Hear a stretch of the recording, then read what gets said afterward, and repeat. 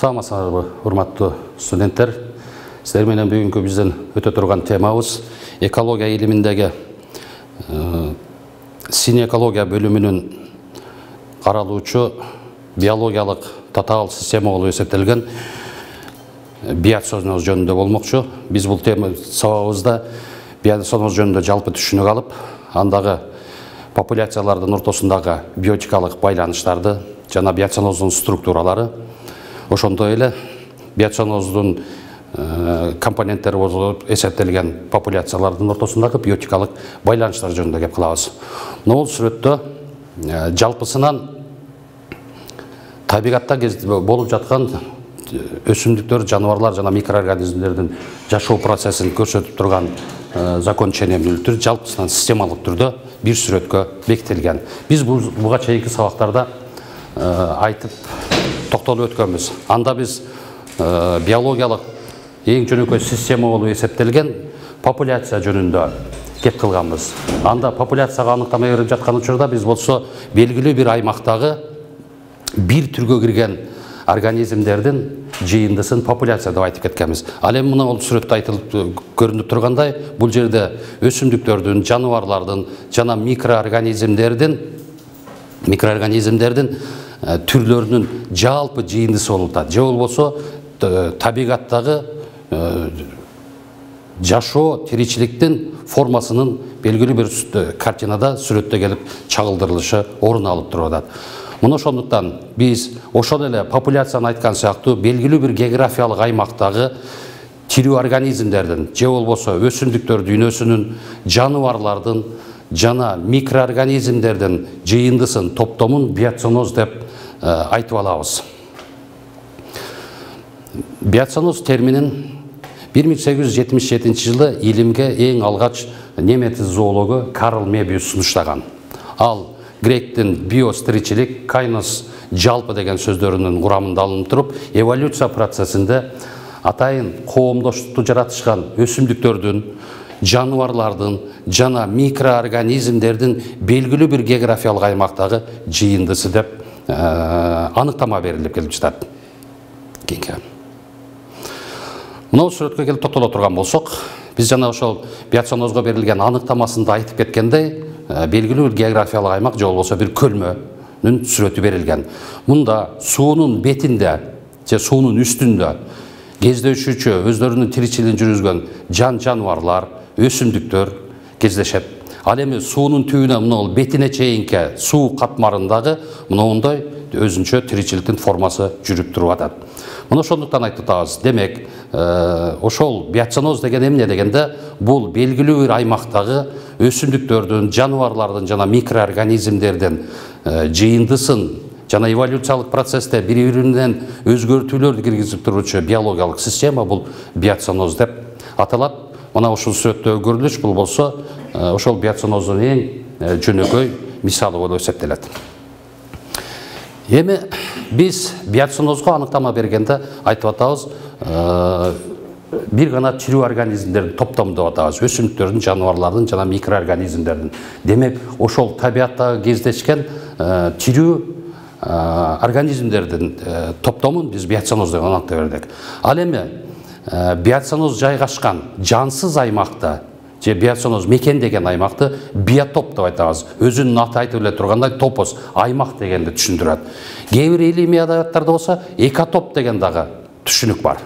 Экотоп же болбосо биотоп булар болсо синоним деген эле мааниде айтылып жүрөт. Эми акыркы адабияттарда, илимий адабияттарда негизинен экотоп деп айтылат дагы. Бул экотоп тирүү организмдердин иш аракетисиз таасир этип турган абиотикалык факторлордун комплекси же мына картинада көрүнүп тургандай жандуу нерсесинин бардыгы бул болсо, биоценоз болсо, мына ушуларга шарт түзүп берип турган, ушу жандуу организмдердин тиричилигин шарттап турган бул жердеги аба, суунун нымдуулугу, абанын температурасы, нымдуулугу же топурак кыртышы, температуралык көрсөткүчтөр мына ошолордун бардыгы бул болсо эмне болуп эсептелет экен? Биотоп же болбосо биоценоз мекендеген аймак дегенди түшүндүрөт. турат. Эгерде ошол биоценоз жайлашкан биотоптун атмосфералык аба жөнүндөгү кеп кете турган болсо, же абанын нымдуулугу, абанын температурасы, абанын басымы жөнүндө болсо, аны болсо биотоп же болбосо анын ошол демеси бөлүгү климатоп деп айтабыз. Же болбосо ошол жерде атмосфералык аба жөнүндө кеп кете турган болсо, биоценозго изилдөө жүргүзүп атсак, ал жерде абанын жөнүндө кеп кете турган болсо, аларды болсо климатоп дейбиз. Ал эми топурак кыртышынын суу өткөзүүсү, же болбосо топурак кыртышынын борпоңдугу, аба өткөзүүсү, мына ошол структуралар жөнүндө кеп кете турган болсо, топ деп айтабыз. Же болбосо эдофаз болбосо ошол топурак кыртышы дегенде. Ал эми суу жөнүндө айта турган болсок, ошол суудагы тиричилик жүргөн организмдердин биоценоздун тиричилигине суунун экологиялык фактор гана таасир этүүсү жөнүндөгү изилдөөлөрдө биз болсо айтабыз, ошол биоценоз же болбосо гидробионттор, суу организмдери жашаган чөйрөнүн абалы жөнүндө сөз кылсак, анда биз болсо гидротоп дейбиз. Же жалпылай турган болсок, биотоптун төмөндөгү туруп климатоп, эгер атмосфералык аба жөнүндө, топурак кыртышы болсо эдофотоп, же болбосо суу чөйрөсү болсо гидротоп деп дагы айтабыз. Эми биз изилдөө жүргүзүп атсак, анда ошол биоценозго жана биз аныктама берип кеткенде, биоценоз болбосо өсүмдүктөрдүн, жаныбарлардын, микроорганизмдердин белгилүү бир аймактагы жыйындысы деп айтып кетпедикпи? Эми ошол биз биоценоз таркалган аймактагы жалпы өсүмдүктөрдүн жыйындысын биз болсо фитоценоз деп коебуз. Аты айтып тургандай, грекче фитос өсүмдүк дегенди түшүндүрөт. Ал эми ал жердеги ошол биоценоз таркалган аймактагы микробтор, микроорганизмдердин жыйындысы, популяциялардын жыйындысы, же болбосо микроорганизмдер жөнүндө сөз кете турган болсо, биоценоздун именно микробоценозу, же болбосо микробтор жөнүндө атайт тургандай, микробтор жөнүндөгү кеп деп айтылат. Ал эми жаныбарлар жөнүндө болсо, же болбосо ошол биоценоздун белгилүү бир биотоптогу ээлеген жаныбарлардын популяцияларынын жыйындысын биз болсо зооценоз деп айта алабыз. Жана козу карындардын түрдүү түрлөрүнүн ошол эле биоценоздун аймагындагы коомдоштугун микоценоз деп айтабыз. Демек, биоценоз болсо бир эле учурда микоценоздан, козу карындардан, жаныбарлардан, зооценоздон, микроорганизмдерден, микробоценоз жана өсүмдүктөрдүн жыйындысынан фитоценоздон турат. Биоценоз мына ошентип туруп 4 компоненттен турат. Кандай гана биоценоз болбосун. Эми биоценоз бул 2 топко бөлөнөт. Биринчилик биоценоз жана экинчилик биоценоз. Биринчилик биоценоз деп адамзаттын иш-аракети таасир этпеген аймактар. Мына сүрөттөн өзүндө көрүнүп турат. Бул жерде адам баласынын эч кандай антропогендик таасир этүү болгон эмес, же табигый жаратылыштын көрүнүшү биз болсо биринчилик биоценоз дейбиз. Ал эми мына сүрөттө көрүнүп тургандай, адам баласынын чарбалык иш-аракеттеринин натыйжасына жаралган аймактарды биз болсо экинчилик биоценоз дейбиз. Бул жерге адам баласы өзүнүн өндүрүштүк иш-аракеттеринен, чарбалык иш-аракеттеринин назарына мына сыяктуу өзгөртүүлөрдү киргизген. Бул жерде белгилеп кете турган нерсе, мисалы азыркы күнү Жер планетасынын аянтынын 71%-ын биз болсо адам баласынын таасир этүүсү, же болбосо экинчилик биоценозго өзгөртүп алдык. Азыркы күнү болгону бир 30%-ын тегерегиндагы аймак биринчилик биоценоздук түзүлүштө кармалып туруп атат. Бул деген түндүк жана түштүк уюлдарында гана адам баласынын таасири жок, биринчилик биоценоз өкүм сүрүп атат. Ал эми Жер планетасынын азыркы күнү 71%-ын биз болсо экинчилик биоценозго өткөзүп салдык. Жана мына ушул экинчилик биоценозго өткөзгөнүбүздөн, өзүбүздүн чарбалык иш-аракеттерибизди жүргүзгөнүбүздөн натыйжасында мына ошол илим тынымсыз ылдам өнүгүп, Жер планетасында экологиялык түрдүү проблемалар, көйгөйлөр жаралып жатат. Эми мына сүрөткө көңүл бурсаңар, бул жерде жанагы биоценоздун жалпы сүрөттөгү чагылышы, бул жерде түрдүү жаныбарлар, өсүмдүктөр, микроорганизмдер жана аларга шарт түзүп берип турган жансыз жаратылыштын сүрөттөлүшү кездилет. Эми табиатта түрдүү организмдердин популяциялары, биз айтып атпайбызбы, биоценоз бул болсо белгилүү бир аймактагы өсүмдүктөрдүн, жаныбарлардын жана микроорганизмдердин популяцияларынын жыйындысы деп атпайбызбы. Эми мына ошол түрдүү популяциялар белгилүү бир мейкиндикте же болбосо өздөрү ээлеген аймакта жана убакыт бирлигинде, убакыттын өтүшү менен өздөрүнүн табигый керектөөлөрүн, мисалы өсүмдүк менен азыктануучуларды фитофаг дейбиз го, мына ошо фитофагдар өздөрүнчө өздөрүнүн керектөөлөрүн канаттандырышат, же болбосо жырткычтар өздөрүнүн керектөөлөрүн, булардыкы башка керектөөлөрүн канаттандыруу үчүн атайын табигый мыйзамдарга баш ийген байланыштарды, биотикалык же болбосо биоценоздук байланыштарды жана түзүлүштөрдү, структураларды жаратышат. Эми ушул биоценоздун ичиндеги байланыштар негизинен 4 типке бөлүнөт. Форикалык, фабрикалык, трофикалык жана топикалык. Мына ушун деген ошол биоценоздун ичинде тиричилик жүргүзүшкөн мейли микоценоз болсун, мейли фитоценоз, мейли жаныбар зооценоз болсун, мына ошол ичиндеги баардык популяциялардын ортосунда мына бул аталыштагы 4 типке кирген байланыштар өкүм сүрүп турат. Мына ушул байланыштын негизинде анан кийин ушул биоценоздун ичиндеги ички түзүлүшү жаралат. Мына ошол 4 байланыштын бири бул болсо трофикалык дейбиз. Грекче троф же болбосо азык дегенди түшүндүрөт, же азыктык байланыш.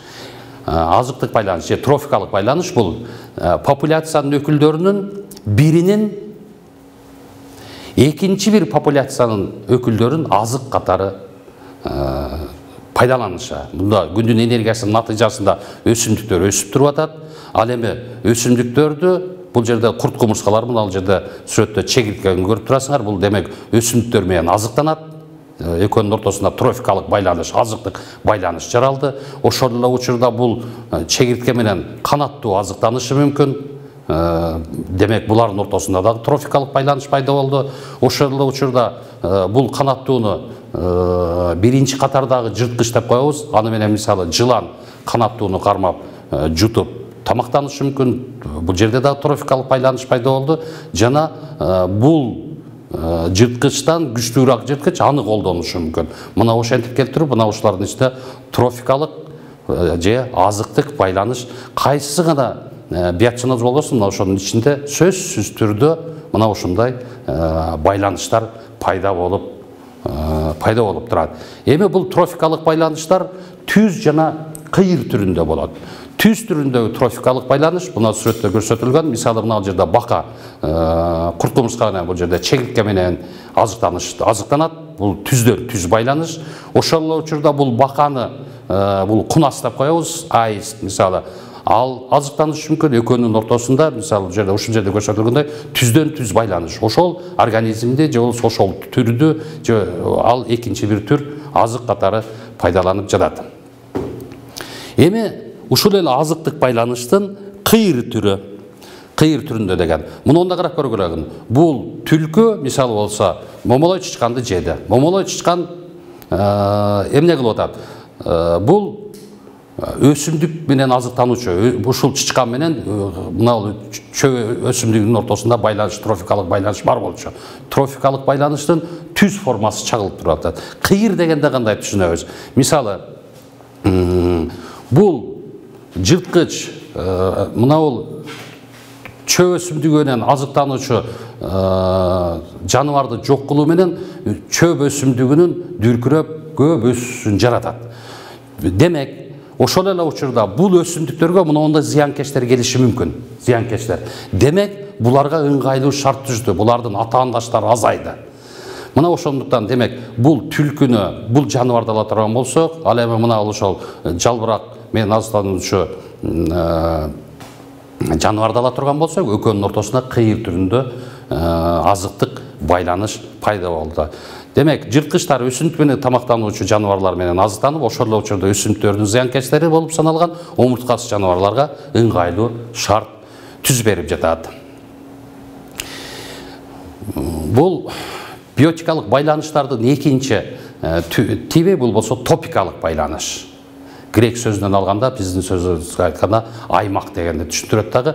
Bir популяцияның өкілдерінің екінші bir популяцияның особторының өзін же тіршілік продукцияларын жашоо чөйрө катары пайдаланышы.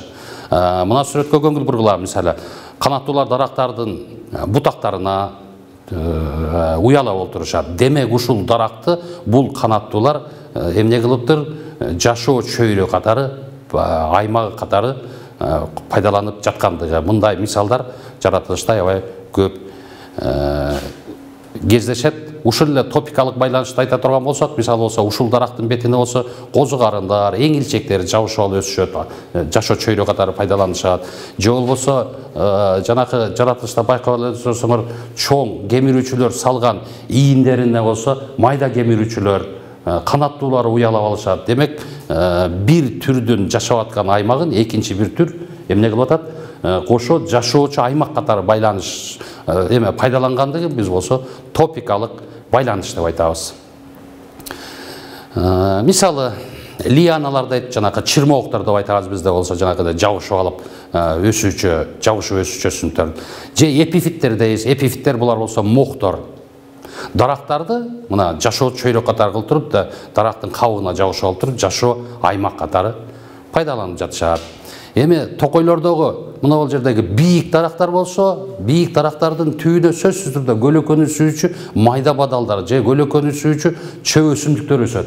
Бул дагы сөзсүз түрдө анын астындагы кездешкен бадалдар көлөкөнү сүйүүчү болгондугуна байланыштуу үстүндөгү даракты алып отурган болсок, күндүн энергиясы көбүрөөк деген үчүн алар да акырындык менен жоголуп өздөрү санын жоготушат. Себеби алардын демесе жашоо өзгөчөлүк, алар болсо көлөкөнү сүйүүчү болгондуктан сөзсүз түрдө мына бул бийик токойлордун арасында мына ошол аймактарды топикалык байланыштырып туруп, алардын арасында көлөкөнү сүйүүчү майда бадалдар жана чөп өсүмдүктөрү кездешет. Бул дагы ошо топикалык байланыштын бирден бир мисалдары болуп эсептелет.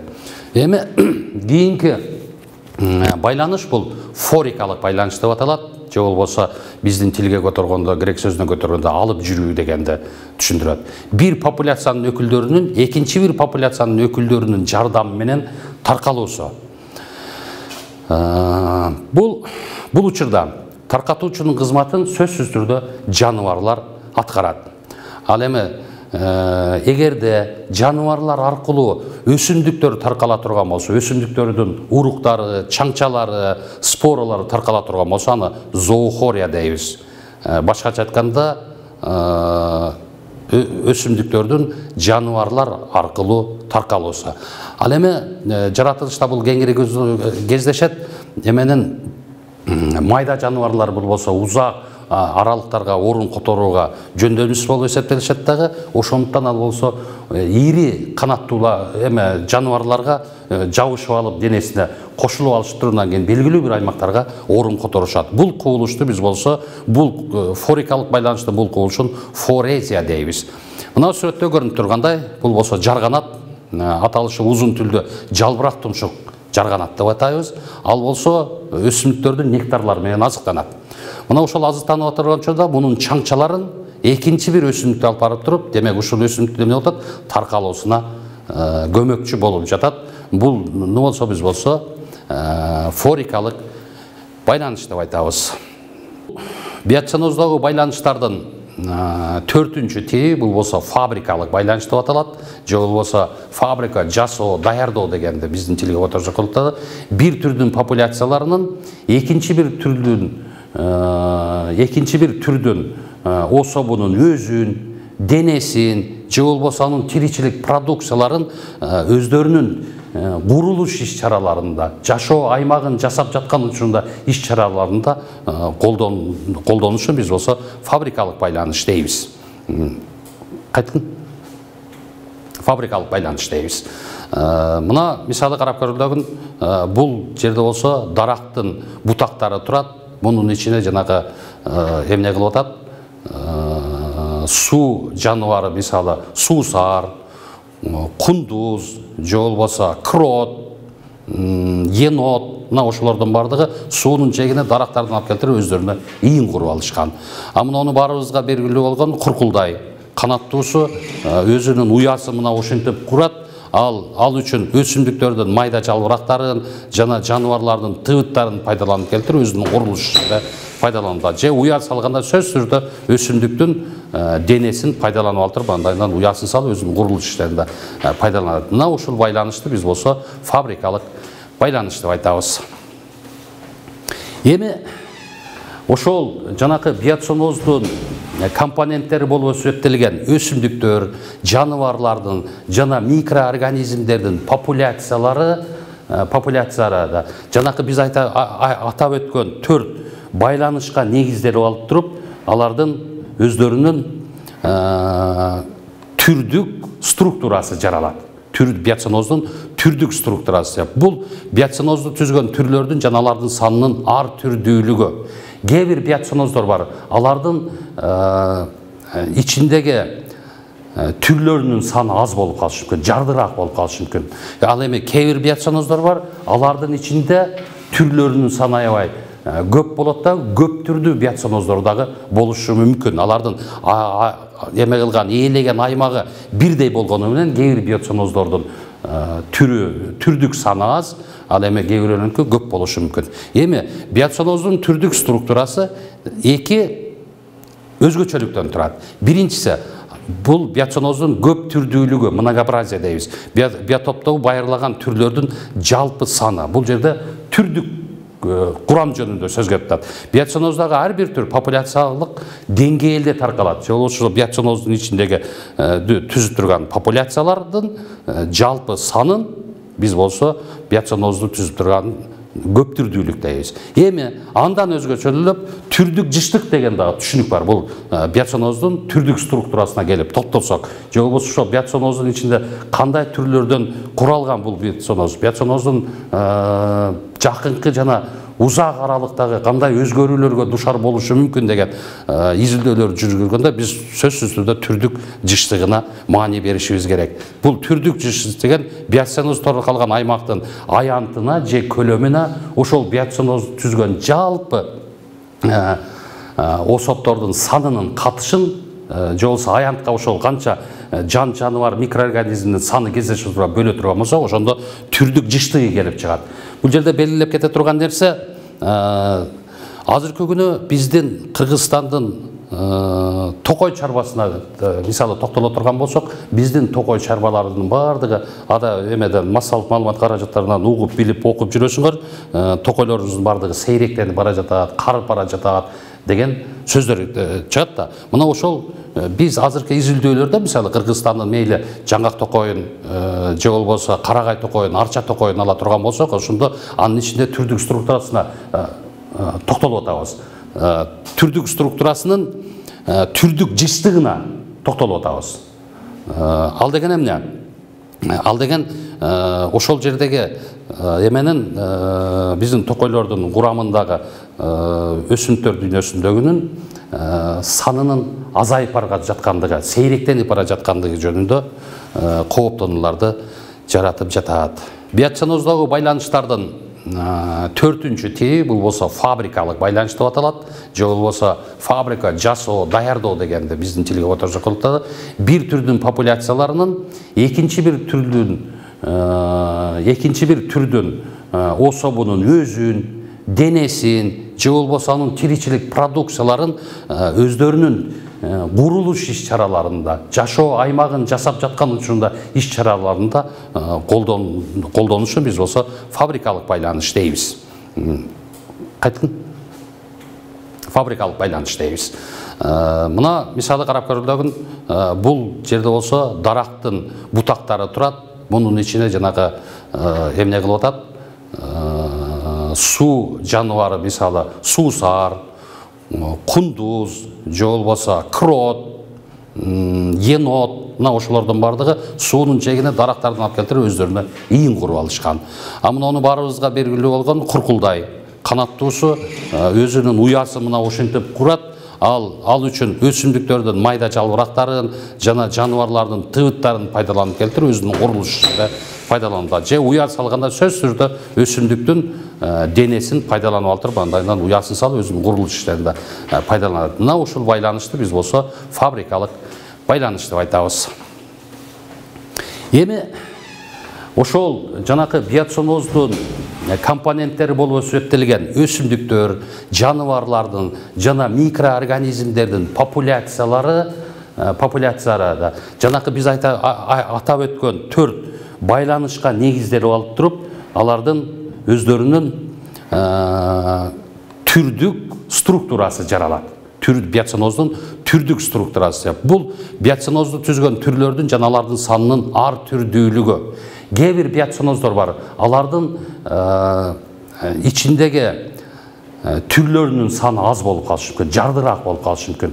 Ал эми кээ бир биоценоздор бар, алардын ичинде түрлөрүнүн саны аябай көп болот да, көп түрдүү биоценоздор дагы болушу мүмкүн. Алардын эме кылган, ээлеген аймагы бирдей болгону менен кээ бир биоценоздордун түрдүк саны аз, ал эми кээ бирөөнүкү көп болушу мүмкүн. Эми биоценоздун түрдүк структурасы эки өзгөчөлүктөн турат. Биринчиси, бул биоценоздун көп түрдүүлүгү, многообразие дейбиз. Биотоптогу байырлаган түрлөрдүн жалпы саны. Бул жерде түрдүк курам жөнүндө сөз кетет. Биоценоздагы ар бир түр популяциялык деңгээлде таркалат. Же болбосо биоценоздун ичиндеги түзүп турган популяциялардын жалпы санын биз болсо биоценозду түзүп турган көп түрдүүлүк дейбиз. Эми андан өзгөчөлүп түрдүк жыштык деген дагы түшүнүк бар. Бул биоценоздун түрдүк структурасына келип токтолсок, же болбосо ошо биоценоздун ичинде кандай түрлөрдөн куралган бул биоценоз, биоценоздун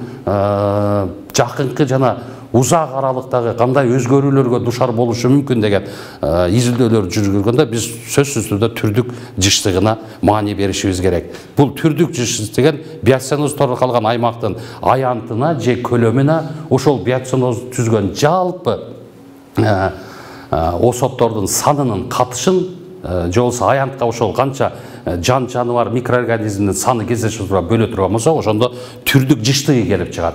Бул жерде белгилеп кете турган нерсе, азыркы күнү биздин Кыргызстандын токой чарбасына мисалы токтоло турган болсок, биздин токой чарбаларынын баардыгы эмеден массалык маалымат каражаттарынан угуп, билип, окуп жүрөсүңөр, токойлорубуздун баардыгы сейректенип бара жатат, карып бара жатат деген сөздөр чыгат да. Мына ошол биз азыркы изилдөөлөрдө мисалы Кыргызстандын мейли жаңгак токойун же болбосо карагай токойун, арча токойун ала турган болсок, ошондо анын ичинде түрдүк структурасына токтолуп атабыз.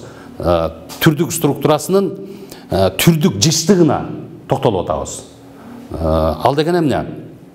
Ал деген ошол жердеги эменин биздин токойлордун курамындагы өсүмдүктөр дүйнөсүндөгүнүн санынын азайып бара жаткандыгы, сейректенип бара жаткандыгы жөнүндө кооптонууларды жаратып жатат. Биоценоздун мейкиндик структурасы деп популяциялардын биотоптун алкагындагы вертикалдык жана горизонталдык багыттагы таркалуусу, жогору көздөй жана туурасынан кеткен таркалуусу биз болсо биоценоздун мейкиндик структурасы дейбиз.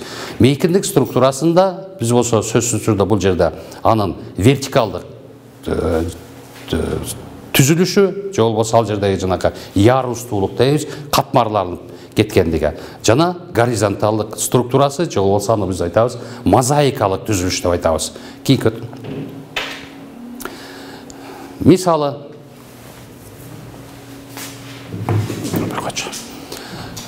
бул сүрөттө биз болсо фитоценоздун же болбосо эмне жөнүндө кетип атат? Биз айтканбыз, биоценоздун өсүмдүктөр дүйнөсү жөнүндө сөз кетип турат болсо, фитоценоз деп атабыз, жана айткандык. Ошонун вертикалдык түзүлүшү же структурасы.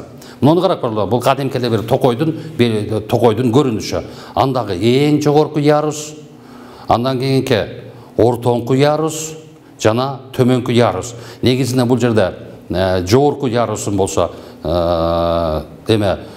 өзөк бутактуу дарактар түзүшөт, ортоңку ярусын жазы жалбырактуу дарактар түзөт, ал эми төмөнкү ярусын негизинен бадалдар жана бир жылдык жана көп жылдык өсүмдүктөр түзөт дагы. Бул болсо мисалы ушул эле өсүмдүктөрдүн фитоценоздун вертикалдык структурасы, ошол мейкиндикте вертикалдык жактан кандай таркалышкан деген маанини билдирет. Мына ошол вертикалдык таркалуусунун бул жерде экинчи бир сүрөттөлүшү, бул жерде жаныбарлардын ошол вертикалдык бир эле өсүмдүктөр эмес, жаныбарлардын дагы ошол мына бул дарактардын белгилүү бир аймактарында жайгашкандыктан мына ошол жерде жаныбарлардын дагы вертикалдык сүрөттөлүшү көрсөтүлгөн. Кийинки өткүн. Эми вертикалдык багытта өсүмдүктөрдү мына бул вертикалдык жайгашуусуна байланыштуу микро чөйрө түзүлөт. Кайсы гана биоценоз болбосун, ал жерде микро чөйрө түзүлөт. Себеби силер билесиңер, бул жерде өсүмдүктөрдө транспирация дейт, суунун буландысы, же болбосо өсүмдүктүн өзүнүн тиричилиги жүргүзүлөт. Ошол транспирациянын натыйжасында жана өсүмдүктүн дем алуусунда, фотосинтез процессинде, мына ушул 3 процесстин натыйжасында бул жерде өзүнчө микро чөйрө түзүлөт. Мына ошол өсүмдүктөр тасарасында микро чөйрө түзүлдү деген бул эмне? Ал жерде сөзсүз түрдө температуранын көрсөткүчү, демек ошол эле абанын нымдуулугу мына ушул жогорку эң төмөнкү аймактан эң жогорку аймагына жараша түрдүүчө болуп өзгөрүлөт. Себеби өсүмдүктөрдүн фитонциттик касиети бар. Булар болсо өздөрүнүн жанакы зыянкечтерден коргонуш үчүн өзүнчө химиялык бирикмелерди өздөрүнөн бөлүп чыгарат дагы. Натыйжада ушул токойду ала турган болсок, анын ичинде микро чөйрө жаралат. Эми микро чөйрөдүн натыйжасында өсүмдүктөр сыяктуу эле жаныбарлардын дагы ярыстуулугу пайда болот. Демелеге жайланышуу пайда болот, ярыстуулугу. Жаныбарлардын ярыстуулугу төмөндө негизинен канаттуулар жана мына бул жалбырак менен азыктануучу курт кумурскалар кездешишет. Ал эми ортоңку ярусунда кээ бир канаттуулар жана өсүмдүктөрдүн сөңгөгү менен азыктануучу курт кумурскалар болот. Ал эми төмөнкү яруста мына сүрөттө көрсөтүлүп тургандай фитофаг же болбосо өсүмдүктөр менен азыктануучу жаныбарлар жана жырткычтар кездешсе, ал эми мына бул топурак кыртышынын төмөнкү катмарын же өсүмдүктөрдүн тамыр системасынын айланасында дээрлик бардык курт кумурскалар мына ошол жерде тиричилигин жүргүзүшөт. Эми мынандайда жаратылышта бардык эле өсүмдүктөр дагы же болбосо жаныбарлар бул белгилүү бир яруста же болбосо белгилүү бир катмарда тиричилик жүргүзөт экен дегенден дагы туура эмес болуп калат. Себеби жаратылышта табиятта яруссуз же болбосо катмарга байланышпаган дагы организмдер кездешет. Алар негизинен эңилчектер, кээ бир моктор жана лианалар, жанакы мындай чырмооктор, бул болсо белгилүү яруска кошууга болбойт. Аларда кайсы жерде ыңгайлуу болсо, мына ошол жерде тиричилигин жүргүзө беришет дагы. Ал эми мына болсо чырмоок болсо, дарак канчалык бийик болсо ошончолук баш жагына чейин кетип калышы мүмкүн. Же болбосо ушул чырмоок жабышып өткөн дарак ортоңку катмарга чейин өсө тура эмес, ошол жерге чейин эле болот да. Булар болсо белгилүү ярусту жаратышпаган организмдер болуп эсептелет. Эми ушул биоценозду биз дагы кайталайбыз, өсүмдүктөрдүн, жаныбарлардын жана микроорганизмдердин белгилүү бир аймактагы популяциялардын жыйындысын биз биоценоз дедик. Эми мына ошол жерде чогуу биргеликте бири-бирине ыңгайлануучуну жаратып жашап аткан ошол биоценоздук системада сөзсүз түрдө демелердин, организмдердин ортосуна биотикалык мамилелер келип чыгышат. Өз ара жанакы биз айткан 4 типтүү байланыштын негизинде биотикалык мамилелер келип чыгат. Биотикалык деген сөз бул болсо тирүү же болбосо биос тиричилик деп атпайбыз. Ошол биоценозду түзүп турган организмдердин ортосуна тирүү мамилелер келип чыгат дагы. Аларды биз негизинен төмөндөгүдөй 4 типке бөлөбүз.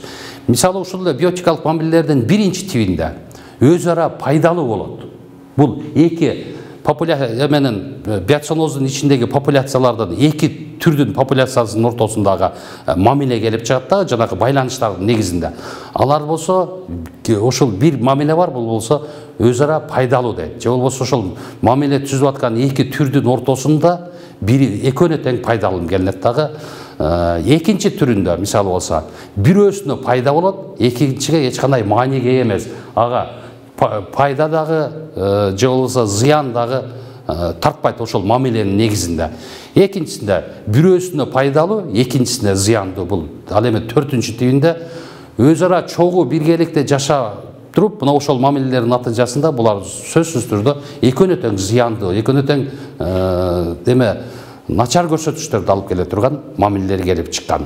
Эми карап көрүлгөн. Муну болсо биз болсо илимде айтылат, ошо экологияда протокооперация дейбиз, симбиоз дейбиз, мутуализм дейбиз. Буларды өзүнчө алып токтолобуз. Ал эми пайда же маанисиз деп келгенде комменсализм, эми бирөөсүнө пайдалуу, бирөөсүнө зыяндуу дегенде митечилик, жырткычтык, силер мына ушуну билип жүрөсүңөр, же болбосо өз ара бири экөөнө тең зыяндуу дегенде биз атаандаштык деп айтып атабыз. Эми ушул биотикалык мамиленин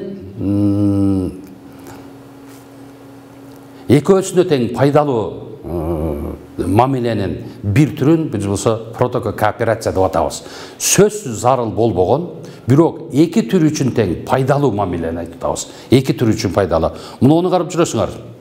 Бул жерде жылкы болсо, жылкынын үстүндө тиги чыйырчыктар басып жүрүшөт, чыйырчыктар жүрүшөт. Демек, жылкынын денесиндеги зыянкечтерди, жанакы кенеси болобу, мына ушулар менен булар азыктанышат. Түшүндүңөрбү? Демек, булардын тамакка болгон керектөөсү канааттандырылып атат. Жылкы болсо тиги зыянкечинен арылып атат. Демек, мына ушуну биз айтабыз протокооперация. Демек, бул жерден ушул чыйырчык менен жылкынын ортосундагы мамилени алып карай турган болсок, экөөнө тең пайдалуу болду. Бирок дагы кайталайм, бул мутуализмден айырмаланып, бул сөзсүз түрдө маанилүү эмес.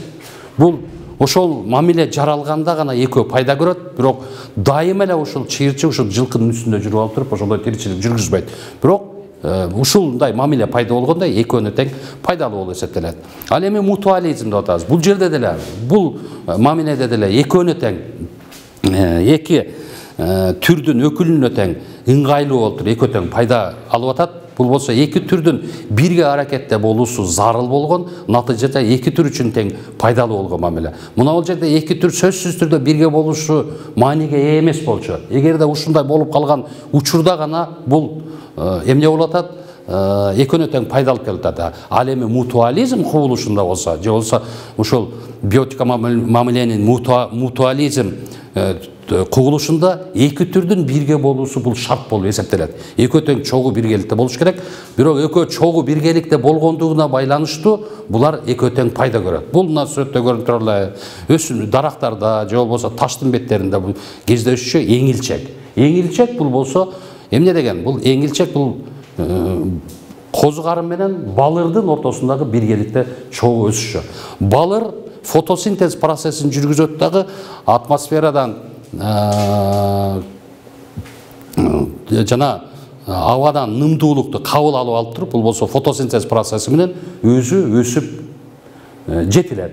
Бирок ошол эле учурда козу карын биргеликте өсөт дагы, козу карын болсо азык зат катары балырдын фотосинтезден жараткан өзүнүн денеси менен азыктанып туруп, кайрадан эмне кылат экен? Ал болсо аны азык катары пайдаланып атат.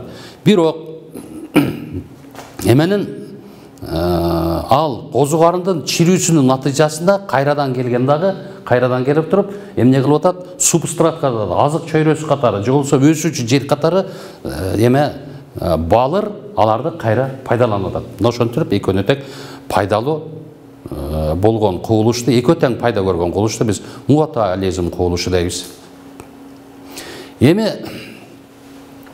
биз айттык, биотикалык мамилелердин экинчи бир тиби айтып атабыз, бул болсо бирисине пайдалуу, ал эми экинчисине эч кандай мааниге ээ эмес деп атабыз. Аны мисалы жаратылышта комменсализм деп айтабыз. Комменсализм кубулушунда бул эмне болот? Мисалы мына бул жерде арстан көрсөтүлүп турат сүрөттө. Арстан бул болсо жырткыч, сөзсүз түрдө өзүнүн олжосун тирүү кармап жейт. Эми карап көргүлөгүн.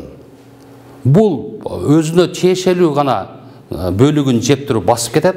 Ал эми мына бул жерде келгенде эмне болуп атат? Бул жерде гриф, кажыр дейлик. Кажыр дейлик. Мына ошо кажырлар келип туруп, бул арстандан калган эмне болуп атат? Тартты жеп атышат. Мына ушул өзүнүн олжосун өздөрү өлтүрө албайт. Булар тарт жегичтер болуп эсептелет да. Көрдүңөрбү? Ошон үчүн бул жерде, мына бул жерде чөө жүрөт мисалы. Демек бул болсо мына бул арстандан калган калдыктарды жеп атышат. Бул эмне деген? Комменсализм, бышыктайбыз. Бул демек арстан үчүн эч кандай мааниге ээ болгон жок. Ал эми мына бул карп менен азыктануучу кажырларга же болбосо мына чөбөрлөргө бул болсо пайдалуу болуп эсептелет. Демек бул ошол биотикалык пайда эменин мамиленин дагы бир түрү. Эми биз айттык, биотикалык мамиленин мамилелердин бир тиби бул болсо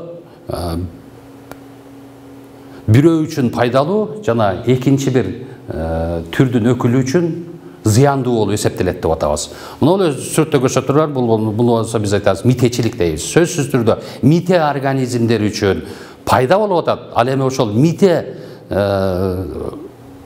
мекендеген мейли жаныбар болсун, мейли өсүмдүк боло турган болсо, анда сөзсүз түрдө ал үчүн ошол даракпы, өсүмдүкпү, жаныбарбы, алар үчүн зыяндуу болуп эсептелет. Бирок мите организмдер үчүн эмне болуп атат? Пайдалуу болуп эсептелет. Бул жаратылышта мына ошондой дагы мамиленин орун алышы байкалат. Бул сүрөттө көрсөтүп турганда мына ошол жалбырактардагы мителер, бул болсо дарактагы өсүп турган козу карындар бул болсо фотосинтез менен азыктанышпайт. Мына ошондуктан мына дарак фотосинтез процессинен пайда болгон аш болумдуу заттарды бул болсо козу карындар өзү азык зат катары пайдаланат. Бул болсо мына ичегинин ичиндеги жумуру курттар, жаныбардын ичегисинин ичинде жумуру курттардын басып кетиши, бул болсо түлкүнүн жанакы кене бит басып кеткен түлкүнүн орукчан абалы. Демек бул үчүн зыяндуу. Ал эми мунун денесинде, ичинде жана сыртындагы мите организмдер үчүн пайдалуу болуп саналып атат. Көңүл бурган үчүн рахмат.